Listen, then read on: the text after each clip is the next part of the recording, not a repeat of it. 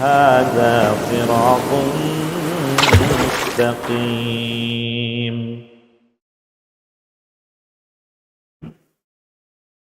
واصطفى من ولد إسماعيل Bani Kinanah. Kemudian Allah Subhanahu wa taala memilih dari keturunan Ismail siapa? Bani Kinanah. Wasfaqa min Bani Kinanah Quraisyan. Dan Allah memilih Quraisy dari keturunannya Kinanah. Wasfaqa min Quraisy Bani Hashim. Dan Allah memilih Bani Hashim dari keturunan Quraisy. Wasfafani min Bani Hashim. Dan Allah memilih aku dari sekian Bani Hashim. Ya. Dan kita ketahui nasab Rasulullah SAW adalah Muhammad bin Abdullah bin Abdul Muttalib bin Hashim bin Abdi Manaf bin Qusay bin Kilab bin Murrah bin Ka'ab bin Lu'ay bin Ghalib bin Fihr bin Malik ibn Nadhr ibn Kinanah ibn Muzaimah ibn Mudrikah ibn Ilyas ibn Mudar ibn Nizar ibn Ma'ad ibn Adnan dan seterusnya sampai bin Ismail bin Ibrahim. Ya.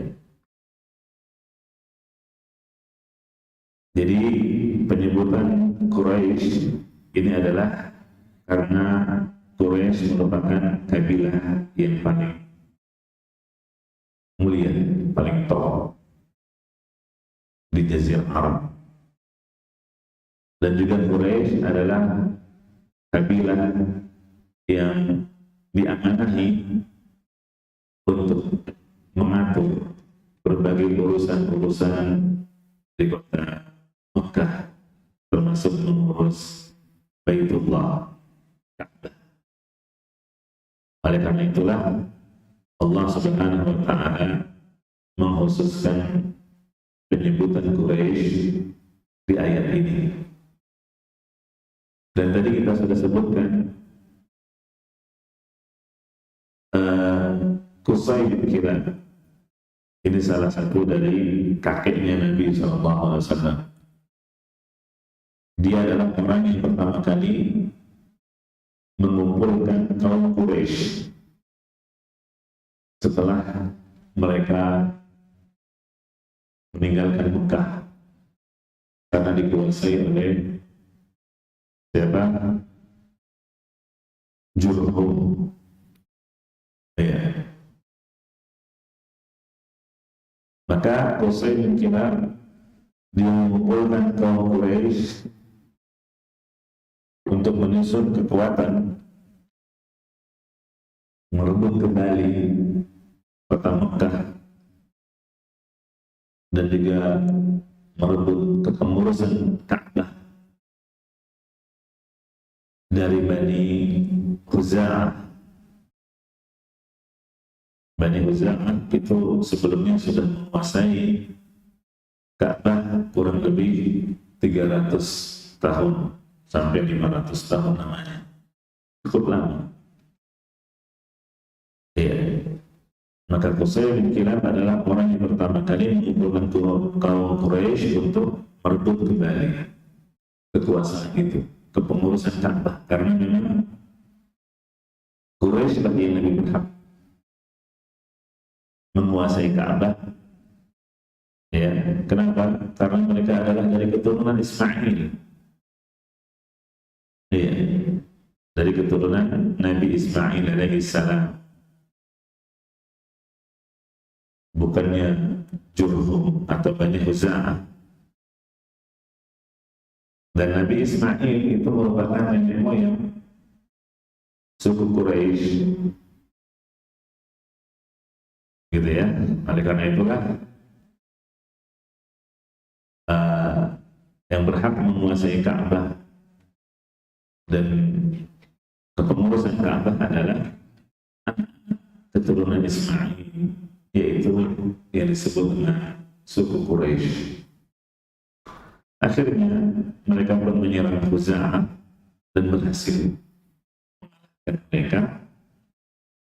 Sejak saat itulah kepengurusan kota Mekah dan khususnya Ka'bah dipegang oleh orang-orang Quraisy di bawah pimpinannya Qusay bin Kilab.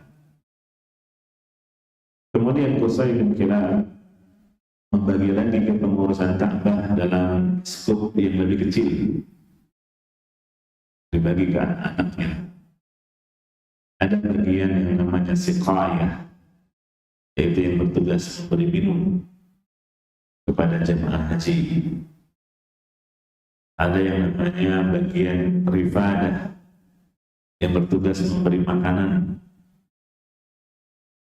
kepada para jemaah yang datang. Ada juga bagian hijabah, yang bertugas menentukan kapan waktu penutupan Ka'bah dengan kiswah, kapan Ka'bah itu pintunya dibuka, kapan dicuci kiswahnya, diganti. Itu namanya hijabah. Dan ada juga bagian liwa, yaitu yang memegang kepemimpinan di saat terjadi peperangan. Ya, gitu ya. Nah ini jadi Allah Subhanahu wa Ta'ala khususkan penyebutan mereka karena memang mereka diamanahi untuk mengatur beberapa urusan-urusan di kota Mekah, termasuk kepengurusan Ka'bah. Jemaah rahimakumullah, sebagian ulama mengatakan bahwa surah Al-Quraisy ini adalah sambungan dari surah Al-Fil. Ya, jadi sebetulnya satu surat kata mereka. Al-Fil dan Quraisy itu satu surat. Jadi ayat terakhir dari surat Al-Fil itu sebetulnya langsung bersambung dengan ayat pertama dari surat Al-Quraisy. Ini menurut sebagian ulama. Kenapa? Karena masih berkaitan. Hancurnya tentara bergajah pimpinan Abraha yang kita sudah bacakan kisahnya pada pertemuan dalam pembahasan surat Al-Fil, itu ada kaitannya dengan Quraisy, menjadikan bangsa Quraisy ini semakin mulia di mata orang-orang. Kenapa? Karena ternyata Quraisy tidak perlu melakukan perlawanan sama sekali dalam menghadapi Abraha. Allah lah yang membela mereka secara langsung. Beda dengan kabilah-kabilah yang lainnya yang sudah berupaya melakukan perlawanan, tetapi semuanya takluk, kalah, bahkan harta mereka dirampas oleh Abraha. Beda ketika Abraha tiba di suku Quraisy. Orang-orang Quraisy tidak melakukan perlawanan sama sekali, ya. Namun Allah lah yang membela mereka. Dan Abraha beserta pasukannya hancur. Ya. Akhirnya tersebarlah sejak itu bahwa orang-orang Quraisy adalah orang-orang yang mulia karena Allah yang langsung membela mereka. Dan ini tentunya mengangkat kedudukan Quraisy. Yang di antara mereka ada kakek Nabi, yaitu Abdul Muttalib, milik Quraisy. Nah, dengan terangkatnya kedudukan Quraisy di mata manusia, otomatis kedudukan Nabi Muhammad SAW juga terangkat. karena Nabi nasabnya atau dilahirkan dari suku Quraisy, ya, dan Quraisy itu pusat kabilah yang membawahi semua kabilah-kabilah yang ada pada saat itu, gitu ya. Nah, jadi jemaah rahimahullah, Nabi Muhammad SAW dilahirkan dari kabilah yang mulia, bukan dari sembarang nasab. Tidak seperti anggapan sebagian orang bahwa Muhammad mengaku Nabi hanya ingin mengangkat dirinya, ya, mengangkat kedudukannya. Maka ini terbantahkan. Kenapa? Karena Nabi SAW lahir dari kabilah yang mulia, kedudukannya. Kalau seandainya Nabi SAW mencari kedudukan, mencari kekuasaan, maka sangat mudah baginya. Ya, beliau tinggal mengikuti tradisi nenek moyangnya, yang ketika itu adalah para pelaku kesyirikan. Kalau dia ikuti tradisi nenek moyangnya, otomatis dia akan menjadi pemimpin Quraisy. Tapi nyatanya justru beliau menyelisihi tradisi nenek moyangnya karena bertentangan dengan tauhid,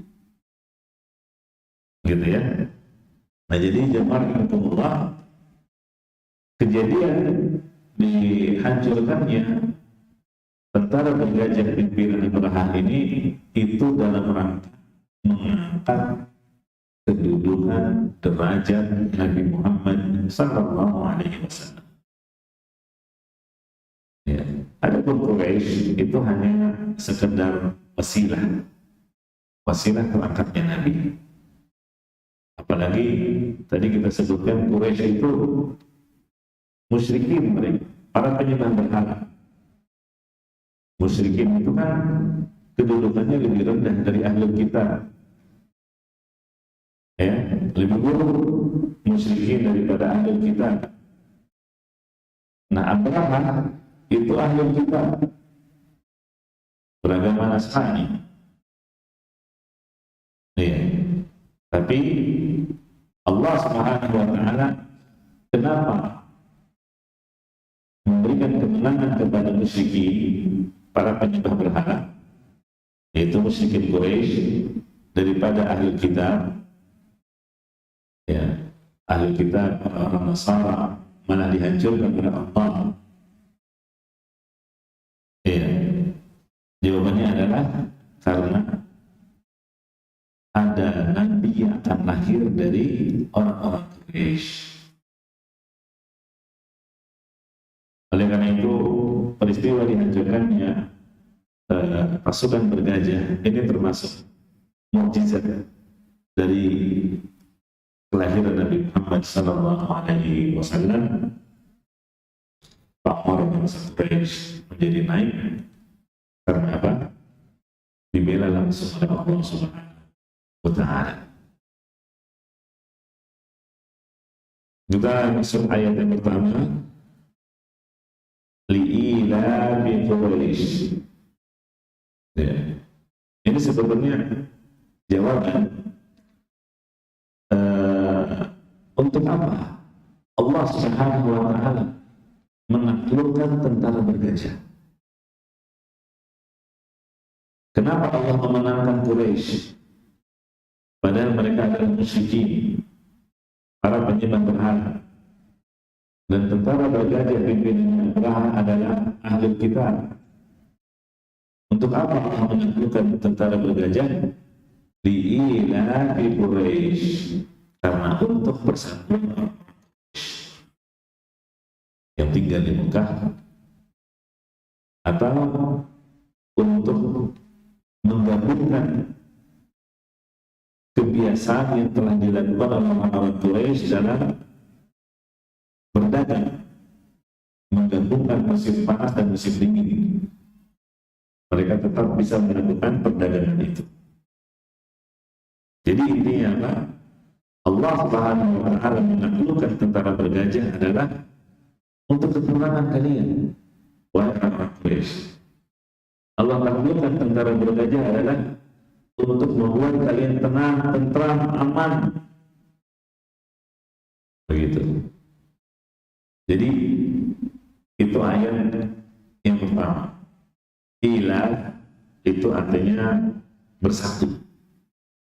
Ya. At-ta'alluf, persatuan. Ya. Jadi ada dua penafsiran di ayat ini. Persatuan apa yang dimaksud?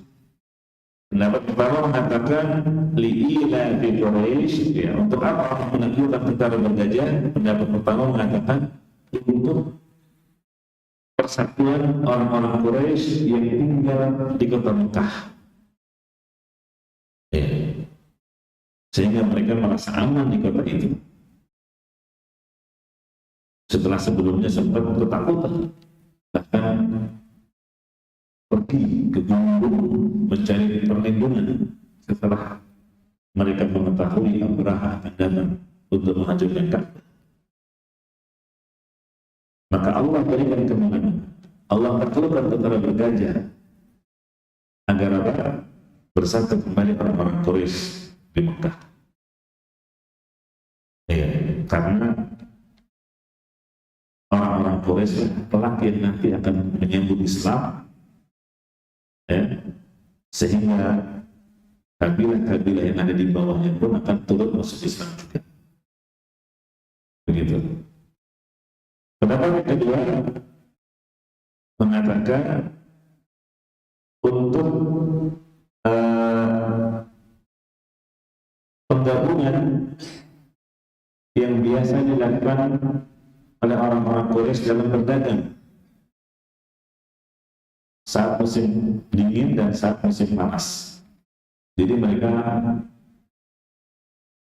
dengan melihat kondisi musim panas, mereka ke negeri Syam.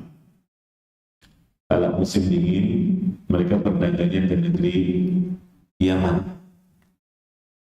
Ya. Jadi dilihat karena kondisi cuaca, mana yang lebih membuat mereka aman, nyaman, dan menguntungkan perdagangannya.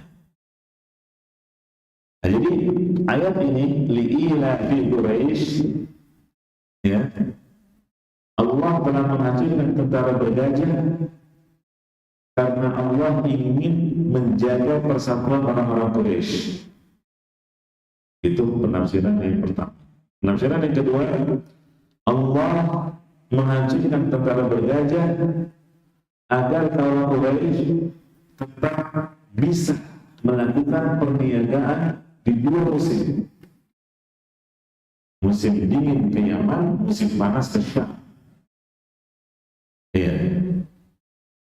Sehingga perdagangan mereka tidak pernah terputus.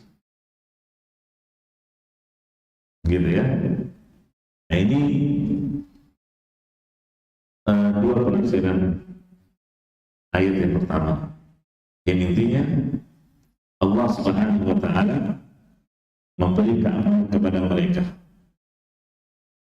Kalau seandainya keamanan mereka dicabut oleh Allah Subhanahu wa Ta'ala, yaitu mereka dikalahkan oleh orang-orang tentara bergajah, ya, maka mereka tidak bisa bersatu. Mereka akan bercerai-berai sebagaimana kabilah atau suku-suku yang lainnya, ya. Dan juga mereka tidak bisa menggabungkan dua perjalanan mereka dalam perniagaannya. Jadi Allah ingatkan kenikmatan ini kepada orang-orang Quraisy, gitu ya. Itu ayat yang pertama, li'ila bi Quraisy. Ila artinya persatuan, penggabungan. Apanya digabungkan? Dua penafsiran. Orang-orang Quraisy digabungkan kembali di Mekah. Penafsiran yang kedua, digabungkan perdagangan mereka bisa tetap berjalan, baik di musim dingin maupun di musim panas. Aman perjalanan mereka. ilafihim rihlatash syita'i was-sayf. Nah, ini ayat yang kedua menguatkan pendapat yang kedua. Ya, ketika mereka harus mengingat ya nikmat yang telah Allah berikan berupa kelapangan, kenyamanan, keamanan, ya, yaitu kebiasaan mereka rihlah bepergian asyita di musim dingin. Kemana tadi musim dingin? Ke Yaman. Wassaif dan musim panas kemana? Jadi mereka pulang dan pergi dalam keadaan aman, dan ini nikmat yang Allah berikan, harus disyukuri. Apa bentuk syukurnya?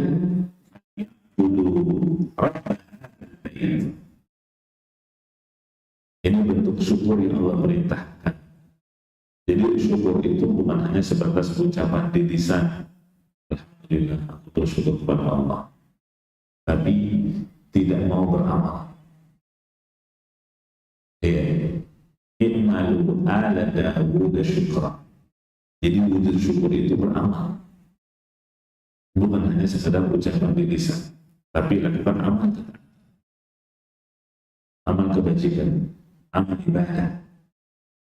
Itu wujud syukur. Nah, begitu juga di ayat ini Allah ingatkan kenikmatan yang telah Allah berikan kepada mereka, maka bersyukur. Apa wujud syukurnya? Hendaklah mereka menyembah Rabb, ya, pemilik rumah ini, yaitu Ka'bah. Jadi yang diperintah adalah menyembah pemilik Ka'bah, bukan Ka'bah. Ya. Jadi perintah untuk menyembah Allah saja. Jadi bukan Ka'bahnya. Ya. Jangan seperti orang-orang liberal dan juga orang-orang kafir. Kalau orang liberal mengaku Muslim, tapi statementnya, ucapannya senantiasa nyeleneh, banyak. Nah, di antaranya apa? Menyebarkan tuduhan bahwa umat Islam juga sama, menyembah batu, karena Ka'bah itu dari batu. Ya, jadi orang liberal menyamakan umat Islam, agama Islam dengan agama musyrik yang sujud di hadapan batu, kalau musyrikin di hadapan patung berhala. Nah, akibatnya apa? Ya, orang-orang yang awam bisa terpengaruh dengan syubhat ini. Atau bahkan orang-orang kafir juga berkata, ternyata sama aja, agama Islam ini juga nyembah batu. Ya, apa bedanya?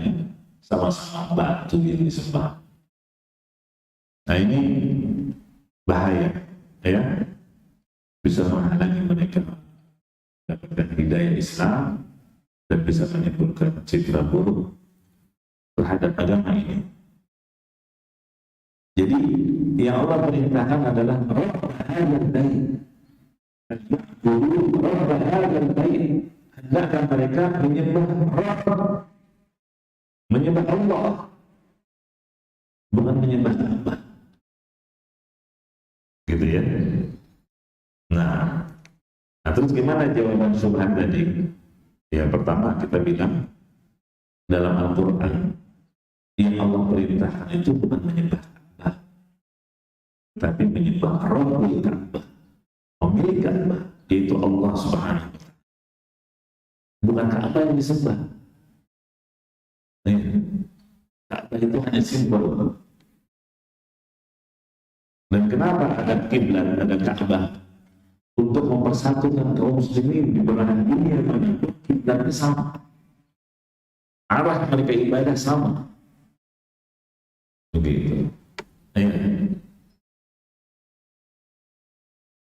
Nah, jadi Eh, ada perintah dalam ayat ini, banyak beberapa hal baik.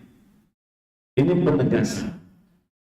Karena di awal-awal Islam itu, sebagaimana kita ketahui dalam sejarah, di dalam Ka'bah banyak berhala yang ditaruh oleh orang-orang Quraisy. Ya. Maka Allah menjelaskan, Allah lah Rabbul Ka'bah.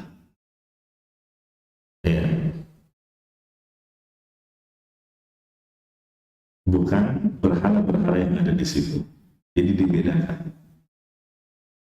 Kemudian kiblat kaum muslimin itu kan bukan cuma Ka'bah, bahkan di awal-awal Islam kemana? Ke Baitul Maqdis, Palestina. Nah, terus apakah berganti Tuhan berpindah? Tidak. Ya, tetap yang disebutkan Allah Subhanahu wa Ta'ala. Dan ini disebutkan di surat Al-Baqarah ayat 144. Allah Subhanahu wa Ta'ala menurunkan ayat terkait perpindahan kiblat. Qad nara taqalluba wajhika fis sama'. Kami sering melihat wajahmu menghadap ke langit. Kapan kiblat dikembalikan ke Ka'bah? Ya, karena kerinduannya, kecintaannya terhadap Ka'bah. Jadi menghadap ke Palestina, ke itu Baitul Maqdis selama berapa bulan? 16 bulan atau 17 bulan. Iya, ke Baitul Maqdis.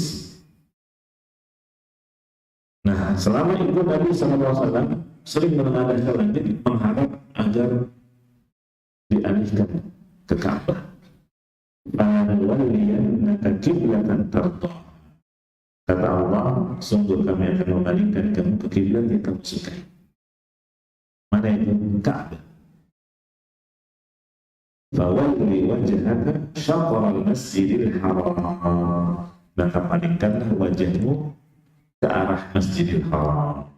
Jadi berubah, yang tadinya ke Baitul Maqdis sekarang kiblatnya ke Masjidil Haram yang ada Ka'bah padahalnya. Nah, jadi Ka'bah itu kiblat, arah nomor satu. Arah kaum muslimin di belahan dunia manapun dalam ibadah salat mereka sama. Gitu. Coba kalau ternyata nggak ditentukan arah, masing-masing beda. Ada yang menghadap ke utara, ada yang menghadap ke timur. Ya suka-suka dia mau sholat menghadap kemana. Diatur, bahkan itu merupakan syarat sahnya salat dan Ka'bah. Gitu ya. Jadi kita salat menghadap Ka'bah bukan berarti kita menyembah Ka'bah. Sama seperti kita sujud mencium lantai, mencium tanah, bukan berarti kita menyembah. Tidak. Kita hanya menyembah Allah saja. Adapun orang-orang musyrikin, para penyembah berhala, berbeda dengan kita. Kalau mereka memang menyembah berhala, mereka yang bikin, mereka buat, ya. Setelah itu mereka sembah, setelah itu ada pengagungan, ada ketergantungan hatinya kepada berhala-berhala itu. Maka dilakukan ritual-ritual khusus. Ada pun kita tidak ada pengagungan, kecuali kepada Allah saja. Ya. Kita sekalipun sholat dan menghadap Ka'bah, hati kita tertujunya kepada Allah. Iya. Bahkan kalau seandainya Ka'bah tidak ada, seandainya Ka'bah tidak ada, berhasil ada yang menghancurkan Ka'bah, apakah kemudian pray sholat kita? Tidak. Tetap kita akan beribadah kepada Allah Subhanahu wa Ta'ala. Makanya Umar bin Khattab radhiyallahu anhu ketika mencium Ka'bah, ya, atau Hajar Aswad, itu bagian dari Ka'bah. Dia bilang apa? Inni la uqabbilu wa inni a'lamu annaka hajar. Aku mencium kamu dalam kondisi aku tahu kamu ini cuma batu yang tidak bisa memberikan mudarat, nggak bisa memberikan. Kalau aku cium apa? Nggak apa-apa. Iya. Tapi aku cium kamu itu bukan karena keyakinan kamu bisa memberi manfaat atau menolak mudarat, tidak. Annaka la tadur wa la tanfa. Tapi ini cuma sebuah batu yang nggak bisa memberikan mudarat, dia bisa mendatangkan manfaat. Walau anni ra'aitu Rasulullah sallallahu alaihi wasallam qabbalan ma qabbaltuka. Kalau seandainya aku nggak pernah melihat Rasulullah mencium kamu, nggak apa-apa. Jadi dia mencium dalam rangka ittiba, mengikuti Rasulullah sallallahu alaihi wasallam, bukan karena keyakinan batu itu bisa memberikan manfaat. Gitu ya. Nah, jadi jemaah rahimakumullah, yang dimaksud dalam ayat ini falyabudu rabb hadzal bait. Ya, wujud semuanya adalah mentauhidkan Allah dan ibadah. Sembahlah Rabb pemilik rumah ini, yaitu Allah Azza wa Jalla. Makanya ketika Fatu Mekah itu kaum muslimin berhasil menguasai Mekah, berhala-berhala yang ada di dalam Ka'bah itu dihancurkan oleh Nabi SAW sambil baca ayat qul ja'al haqqu, ya, telah datang kebenaran, wa zahaqal batil, gitu kan, dan seterusnya. Kemudian ayat yang terakhir, alladzi at'amahum min ju' wa amanahum min khawf. Ya, kenapa perintahnya hanya menyembah Allah Rabb pemilik Ka'bah? Karena Allah lah yang telah memberikan makan kepada mereka. Allah yang telah menghilangkan kelaparan mereka, dan Allah yang telah memberikan keamanan kepada mereka dari rasa ketakutan. Ya. Jadi ini nikmat yang luar biasa yang Allah berikan kepada orang-orang Quraisy. Mereka tidak pernah kelaparan. Padahal mereka tandus, padang pasir, nggak ada sungai, nggak ada lautan. Tapi mereka nggak pernah kelaparan. Walaupun Mekah itu tandus dan kering, nggak ada tumbuhan, nggak ada buah-buahan, ya, nggak ada sayur-sayuran, nggak ada sungai, nggak ada lautan, nggak ada sumber kehidupan, tapi mereka tidak pernah lapar dan juga nggak pernah bisa. Siapa coba Allah yang telah memberikan itu semua? Gitu ya, makanya diingatkan. Kemudian mereka juga tidak pernah akan tidak ditimpa ketakutan. Diganggu. Kenapa? Karena mereka dihormati. Kabilah-kabilah lain menghormati mereka.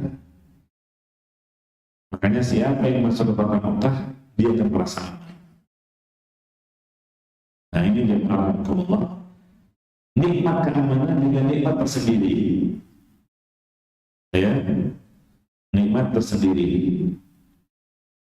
Percuma orang banyak harta kalau hidupnya tidak aman, bergejolak perang, terjadi kerusuhan, ya, terjadi peperangan. Walaupun banyak harta, banyak makanan, nggak nikmat hidup. Makanya dijaga nikmat keamanan. Ya, jangan dirusak. Jangan sampai antum punya andil yang menjadi sebab dicabutnya nikmat keamanan negeri ini. Ya, seperti yang telah terjadi di beberapa negeri kaum muslimin, ya, di Aljazair, kemudian juga di mana, di Yaman atau juga di mana? Kadang itu Libya. Ya, bagaimana keadaan mereka? Ya, yang sebelumnya masih jauh lebih baik sebelum orang-orang ini mengkudeta. Tapi ketika kudeta itu terjadi, dicabut nikmat keamanan. Ya. Oleh karena itulah Nabi SAW menyebutkan, man asbaha minkum mu'afan fi jasadihi aminan fi sirbihi indahu yawmihi faka'annama hijaz lahu dunya hijaz lahu dunya.